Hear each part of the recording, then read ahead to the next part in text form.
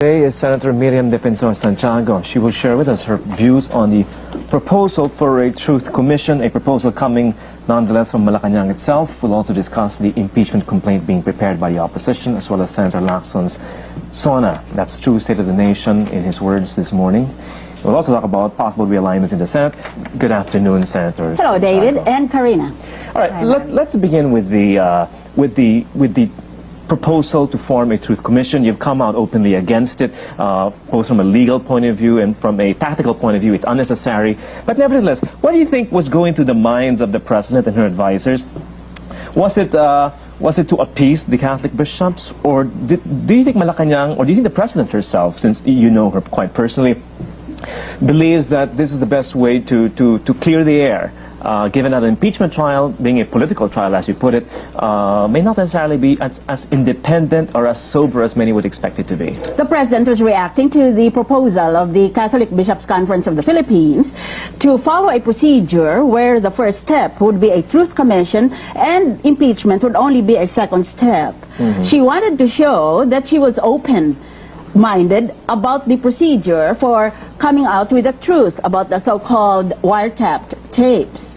But on closer look, I think even Malacanang must be entertaining serious doubts about the validity of a mere administrative order establishing a commission that will give it extraordinary powers that are normally the exclusive preserve of Congress to bestow. You see, the President by herself does not have legislative power. She merely exercises legislative power by the issuance of an executive order or an administrative order when there is a law passed by Congress which gives her that power, or which at least implies that she has that power in order to properly implement a law passed by the legislature. So the President has this normal, routine, day-to-day power, a quotidian power that is exercised on a daily basis, because the basis is the administrative code, which implies those powers, but the administrative code was first passed and promulgated by the Congress. In this case, Congress has never passed a law about a truth commission or about an independent counsel, and so there is no legal basis. I am afraid that if President Arroyo issues an administrative order establishing the truth commission, one of her opponents might run to the Supreme Court, and that administrative order would be constitutionally vulnerable to attack. Unless, of course, the proposal being entertained by Malacanang is to create some sort of fact-finding commission.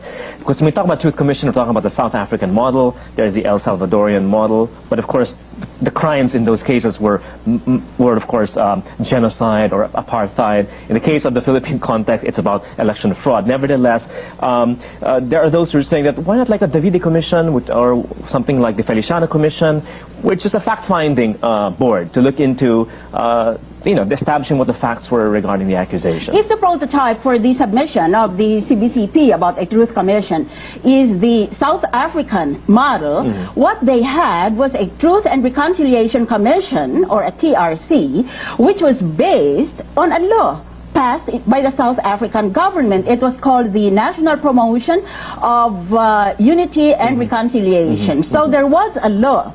And we cannot use that as a model because that was meant to address three issues in connection with the apartheid government, which had just gone out of power and was being replaced by a black government headed by President Mandela. The three issues were human rights violations, amnesty, reparation, and rehabilitation. Clearly, our context is very completely different, had nothing to do with impeachment at all.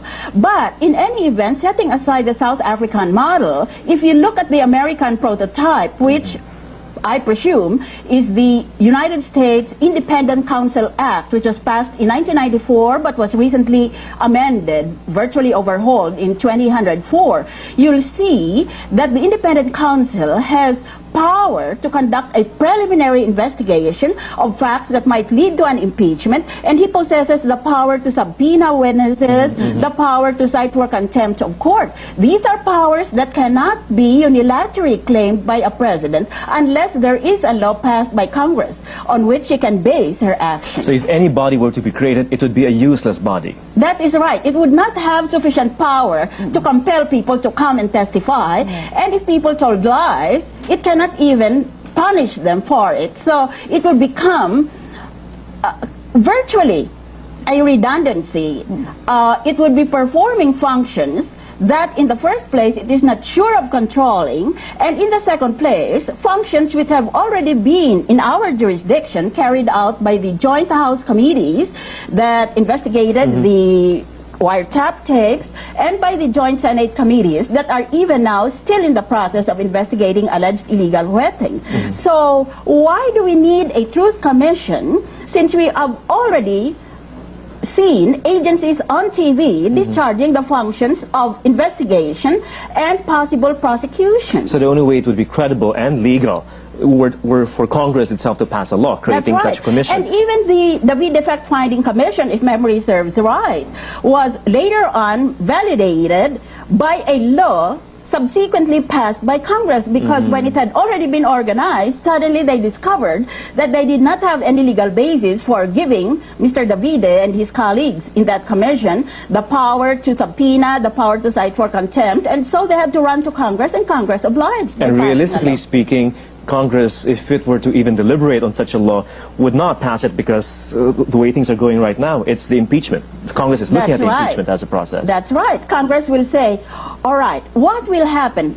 And I will specifically deal with the House of Representatives because it performs the function of what we call in law preliminary investigation, whereas by contrast the Senate will perform the function of actual trial and judgment on the case. Now, the House of Representatives will ask, suppose that we conduct our duty under the Constitution to conduct a preliminary investigation, and then the so-called Truth Commission comes out with a different finding. Who shall prevail? We shall prevail, the representatives can predictably claim, because we are so named by the Constitution, whereas the Truth Commission is not even mentioned. What about your thoughts? If and it is possible, it's still possible that if the impeachment complaint is quashed by the majority in the lower house, what about a resurgence of calls to now create a Truth Commission using Congress as you are in effect, therefore, opening a window toward a veto of the action of the House of Representatives. And on what basis? Either in the Constitution or in any law. You will not be able to find one if that is brought under attack in the Supreme Court. Because the political problem I foresee is if, for example, the impeachment complaint is quashed, it fails in the lower house, it never reaches the Senate, there is no trial, and you'll have these sectors saying, well, where is the truth? We never found out the truth because the politicians came into the picture and voted as a majority. Do you expect the kind of pressure to re-emerge for in the absence of an impeachment process, a Truth Commission? No, I don't think so. In the first place, if we look at history, in the South African model, their Truth and Reconciliation Commission was subjected to adverse criticism after it had released its findings because its critics claimed that the TRC in South Africa had sacrificed justice for truth. And that kind of criticism will surely emerge if a Truth Commission is established, even after the House has already quashed the impeachment complaint. So there should be closure after the impeachment. There would in effect be double jeopardy, as the lawyers say. So there should be closure after the impeachment. That's right. Whether you agree or not with the decision, there should be closure. That's what the Constitution contemplated. So not only is it the pragmatic way or the most pragmatic approach to it, but the legal way as well, and that is to go through an impeachment process. But having said that and having heard your explanation, why do you think Malacanang has said in the past days that with or without Congress's approval, they will issue that EO creating the Truth Commission? Is that bravado, or is that you think that there's... That's whistling in the dark, you know. They do not want to reject the proposal outright out of respect for its source, the CBCP. Okay. These are some of the best Catholic minds in the country, and some of them are trained in the law. So you cannot just summarily dismiss a proposal from them. At the very least, you should say you will give it serious thought or grave consideration, and I think that that is another way, that is the Malacanang way of showing it. Some say, though, that this is Malacanang's way of going through a shortcut, because they're saying that they've weighed the pros and cons, and more damage will be done if you go through an impeachment trial as compared to going to a Truth Commission. Your thoughts on that, Senator? I don't really know which one is the worst case scenario for an embattled president, I think it's very hard to make that kind of a weighing assessment at this time, because we've never had any experience with a truth commission before an impeachment complaint is formally lodged in the House, as the Constitution provides. So this is all speculative. Right, your thoughts on the impeachment process now. Let's move away from the Truth Commission and let's go to the impeachment process. As it turns out, the minority is going to be, well, submitting. First thing Monday morning. First thing Monday morning, the articles of impeachment. It turns out that it's going to go beyond just the allegations of cheating. We're now looking at charges of corruption, charges of. We don't have the actual text of that, but what we're hearing from interviews is that it will include cases such as the Macapagal Highway, so on and so forth. This is going to be a long, drawn-out process if that were true. 10 charges all in all. Well, in that case, this is a shotgun approach. You file as many cases as you want, even only to harass the You only need one, respondent. be successful in one to impeach the president. That's right. And this is all allowed by the Constitution, because the grounds provided by the Constitution for impeachment are culpable violation of the Constitution, high crimes, which can include anything. The question of what is an impeachable offense is still open-ended, even in the United States, from whom we copied this procedure. And so they can put in as many charges as they want, but it will delay the impeachment process, because each one will have to be given its time, its day in court. All of these complaints will go to the Judicial Committee of the House of Representatives, and they'll have to conduct hearings there and then submit a report to the House in plenary session. It begs the question, if the evidence were so strong with regard to the of fraud in the election, that would be enough. If there were evidence, that would be enough to impeach the president on that count alone. Well, Why go through 9 other charges? You know, there's a legal conundrum involved here. When somebody suspects that the president has stolen or cheated in the elections, then that person must file a protest with the Presidential Electoral Tribunal, and there is a deadline for filing this protest. Now, query, as the lawyers love to say, query, even after the deadline set by the Presidential Electoral Tribunal, can the question of electoral fraud still be brought up in a subsequent impeachment proceeding after the deadline has lapsed? Because normally, only the first 2 runner-ups to the winning president are allowed to file the protest, and only within a certain period of time. Now, would there be room to argue that even though the 2 runner-ups have, let's say, waived the right to file a protest, anyone can file a protest on the same ground of election fraud? So they will first have to dispose of this threshold question, because before they can even address the issue itself. Maybe that's why they put in the 9 other charges, not concentrate It's a legal on strategy. Yes, if that's if- right. if only Yes. the Presidential Electoral Tribunal is mandated to tackle charges of election fraud, then they will have to move on to another charge. Right. Now, the deliberate conception is that impeachment of a sitting president should not be confined to the judicial sphere of jurisdiction, but should be given to the representatives of the people sitting as a quasi-judicial agency. So necessarily, by this very structure, the law or the Constitution intends that the proceedings will not be strictly judicial. Then you will have all kinds of comments from people who are not familiar with the rules of court or with legal procedure, or who have never studied any of the laws involved. And that will necessarily create confusion in the public mind, because their opinions will certainly influence at least a certain sector of the viewing public or the listening public, as the case may be. And it could be that the opinions expressed by lay people might not be exactly accurate with respect to the rules of evidence. In effect, this could be trial by publicity rather That's than right. Yes. And having said that, Senator, learning from the lessons of the past, do you think that just in case an impeachment trial prospers, that it should be once again televised? you know, there is what the authorities call a classic handbook on impeachment. It's called Impeachment by Charles Black Jr. And Dr. Black is so highly regarded that normally any discussion of impeachment in legal circles will begin with his little book. And he says in his book that there should be a gag rule on media during impeachment trial, because he says the moment that media observes the process will become distorted instantaneously. And also, he points to the possible problem that might be raised if, let us say, not exactly legal arguments are raised by people who are being interviewed or who are being observed by the TV cameras. Is that tantamount to saying that you subscribe to that idea and you don't want the Well, I am sympathetic to it. I don't know if politicians will want to be barred from the media, since everyone will want to have his 5 cent hours worth immortalized on videotape.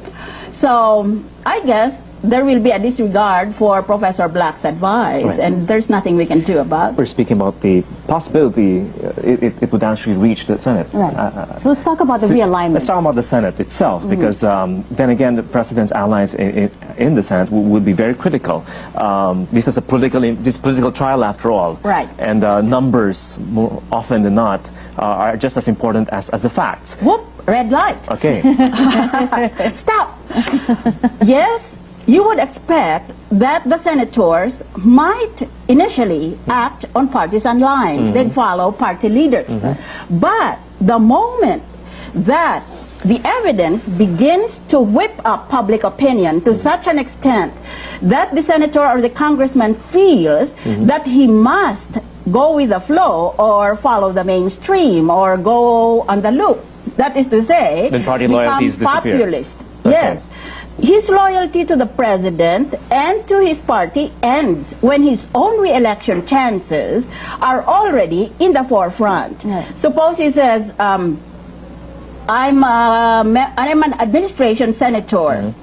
I will support the president, and I will vote with my colleagues in the administration to see to it that the proceedings will be slanted in favor of the president.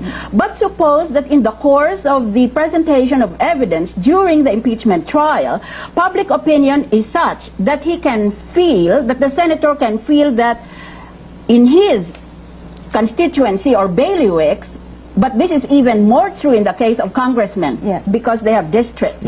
Every time he goes to his district, he can sense the public pulse going against the president. At a certain point, that congressman will turn his back on the party system when his own political survival is at stake. So Right. you Can't cannot really- really make you can't the really- simplistic arithmetical Yeah. equation. So nothing is really- predictable. That is correct. The, A lot of weird things have happened. The wild That's card right. here will be public opinion. Now, Yes. speaking of the Senate on Monday, of course, it's been written about. I'm sure you've had your chance to answer this question. Are you interested in a Senate presidency? No.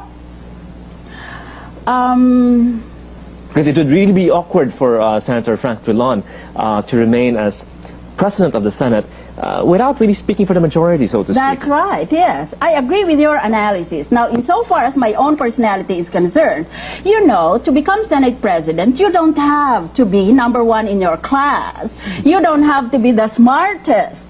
You just have to be the person who has the least number of enemies. Now, this is an untenable situation for a person who holds such strong convictions that she is likely to ruffle the feathers of those who don't agree with her viewpoint.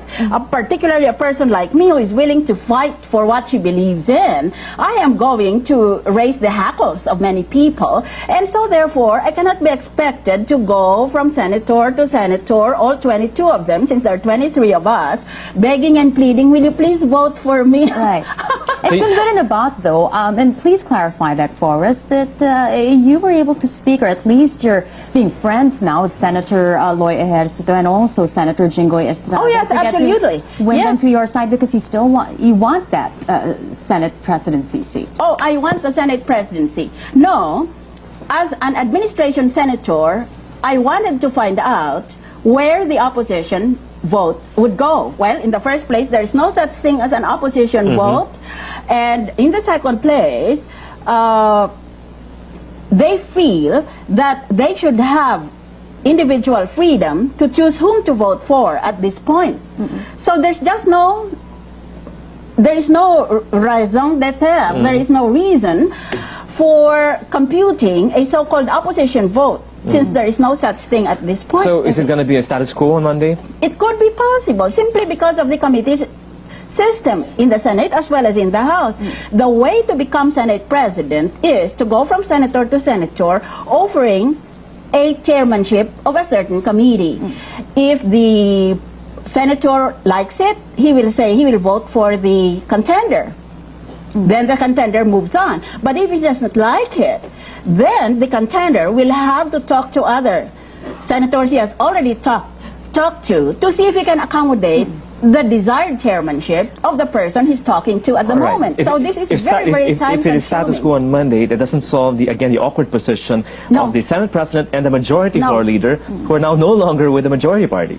He will always be a jittery Senate President because he would not have a firm block of votes to rely on. I would say, on the request of media, I have tried to compute, but of course, my calculations cannot possibly be 100% accurate. I think that the Drilon block would have about 6 votes, the Villar block about 5, and the Estrada block at least 3. So there would be at least 3 blocks, and as you can see, because of the arithmetic involved, not one block has the power to dominate the question of who will be the Senate President, the incumbent or somebody new. It will have to go seek the support of another block. And that automatically excludes me because I am a block all by my lonesome. Do you think, though, Senator, that it's pragmatic for us to have this status quo, or for the senators to have this status quo, given that there is an impending impeachment trial, in case? We may not like it, but politics is not about what ought to be, but what actually is. That's the way they operate. Or maybe my colleagues and I operate. So we may never see realignments really happening at the Senate. You have to gather enough support from malcontents, senators who have no chairmanships or who are chairs of committees they don't like and want to exchange for something more powerful or influential. Basically, it's a question of haggling, log rolling. You scratch my back, I'll scratch yours. Okay. Just a quick question, David, because we're just counting days before the State of the Nation address. Madam Senator, can you please tell us quick expectations on the part from the President's speech on Monday? Do you want to hear? What do you think she'll say? She will stand firm that she will not resign. She will say that she will cooperate with the impeachment process and that she wants to arrive at the truth as much as those who hate her. All right. Thank you so much. We're speaking to Senator Miriam Defensor Santiago. Good luck on Monday, ma'am. Thank you. And